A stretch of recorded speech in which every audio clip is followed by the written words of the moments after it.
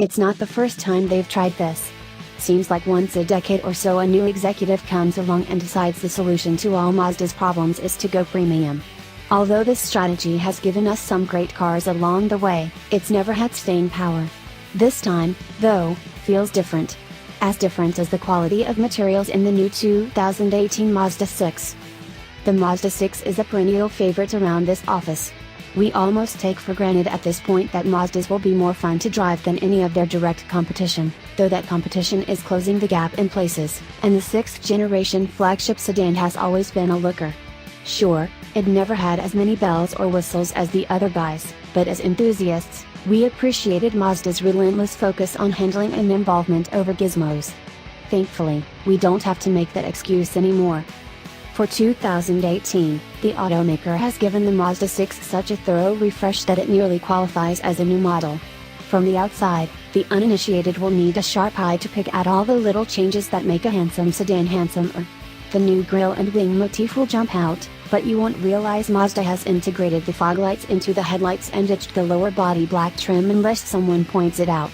The new taillights and tailpipe will be even harder to spot at a glance, but put it all together with a fresh set of optional 19-inch wheels, and you have a subtle metamorphosis from butterfly into prettier butterfly.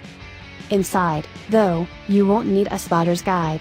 The interior is significantly updated, save for a few discrete buttons, the infotainment controller, and a steering wheel and standard instrument cluster borrowed from the CX-9.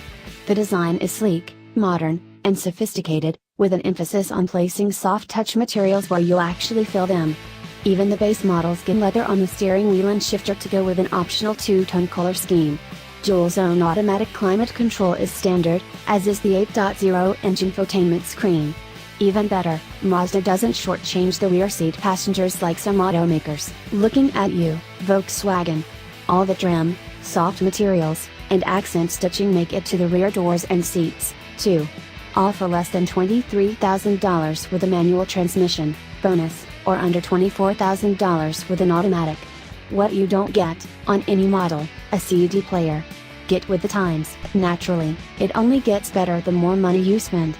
By the time you max it out with the new signature top shelf trim, which starts at all of $35,640, you've got yourself a luxury car for Camry money.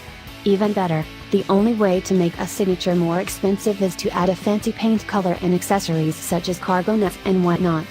Included from lower trims are things such as heated and ventilated power seats, navigation, a head-up display, auto-dimming mirrors, a heated steering wheel, rear seat USB ports and AC vents, heated rear seats, an 11-speaker Bose sound system, 19-inch wheels, auto high beams and wipers, adaptive cruise control with stop-and-go traffic capability, collision warning, lane keeping, a rear-view camera, and blind spot monitoring. On top of all that, you get premium leather, suede trim, Senwood trim from a Japanese guitar maker, a black headliner, a special grille, a 7.0-inch configurable LCD instrument cluster display, a 360-degree camera system, and of course the turbo engine. Is it any good? Absolutely. The leather is buttery soft and seems to be everywhere, the rich-looking suede trim is widely applied and a refreshing surprise, and it's all set off by real metal trim and fine accent stitching. Mazda has added a ton of sound-deadening material, and it's paid off. Although it's not quite class-leading in that regard, the cabin is much quieter. The Senwood, as neat as its backstory is, has a finish that provides an unfortunate plasticky sheen and undersells its provenance. Another nitpick, the graphics on the big new infotainment display show their age and don't look as hip or modern as the rest of the interior. The shockingly blurry low-res camera system is a solid miss. A particular high point, the new front seats, which feature some kind of space-age foam and a design intended to orient your pelvis and spine as if you were standing. Mazda says this is not only more comfortable but also helps you balance yourself in the seat better, reducing the need for big side bolsters to hold you up in turns. I was pretty skeptical, but damn if the seats don't work as advertised. I was equally doubtful of Mazda's explanation of its all-new seat coolers, which suck hot air off your body rather than blow cold air out. Those suckers work, and the more uncomfortably hot your back and butt are, the faster they work. Like I said earlier, we tend to take for granted that a Mazda will drive well, and this updated Mazda 6 is no exception. The suspension has received a surprisingly thorough rethink, including new shocks with internal rebound springs, new geometry to eliminate roll understeer and sharpen up the front end, and a hard-mounted steering rack. The result is ride and handling qualities I can best describe as Germanic. That is, there's a grace and sophistication in the way this car moves that's most commonly found in German luxury sedans. It starts with the ride. Bumps big and small are soaked up and smoothly deflected by the suspension, which never seems to register a harsh impact either by vibration or noise.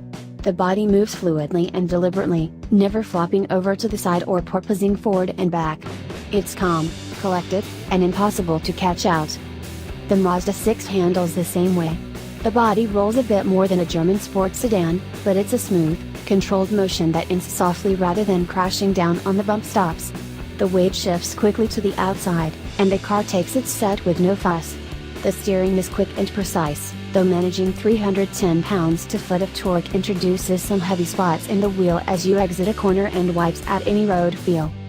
Despite that, you can hustle this car down a road very, very quickly. The limiting factor is the tires. The somewhat skinny all-season meats don't have the grip to keep up with the car. Being nose-heavy, understeer is your penalty for asking too much of them, and they'll protest audibly just before it happens.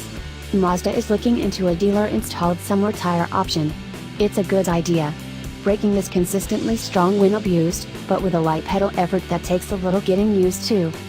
Did I say 310 pounds-to-foot of torque back there? I did.